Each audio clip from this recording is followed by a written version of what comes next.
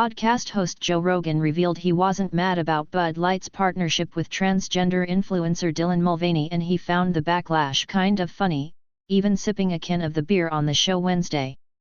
Beer company Anheuser-Busch set social media ablaze last week after it celebrated the transgender activists' 365 days of girlhood by sending specialized cans of Bud Light to Mulvaney.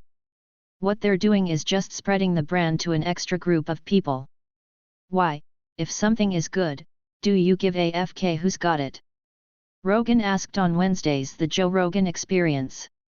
Rogan responded to the backlash by cracking open a can of Bud Light for himself and his guest Sam Talent. "We're going to be allies," he joked. The podcast host mockingly questioned if there would have been boycotts if Antifa aligned themselves with a certain product. "Like, would we do this with cheesecake? You know what I'm saying? Like, if there was like a bomb cheesecake and all of a sudden, some radical group like Antifa really got into the cheesecake. Would we be like, F this?" He mocked. Rogan said he found singer Kid Rock using Bud Light cans for target practice amusing as well. "On the other hand, I love Kid Rock's video because I love that kind of thinking, not even that I agree with it," Rogan said. "I like wild people. I like raising hell, man."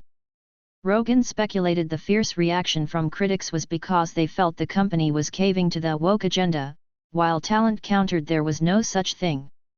Admitting he thought the move was silly and transparent at first, Rogan questioned why people weren't outraged by more important issues. He referenced how Congress is trying to ban TikTok as one example of a more important issue that deserved outrage.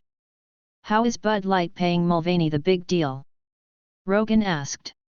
"I think it's goofy. Because I think that person's goofy. But if you want to hire a goofy person, like, who gives AST?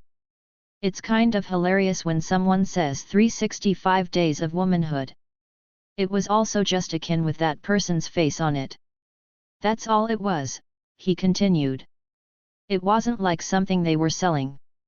Anheuser-Busch has seen its value nosedive roughly $5 billion since Bud Light's polarizing partnership with the influencer emerged, although it's unclear whether that will continue or if its numbers will stabilize.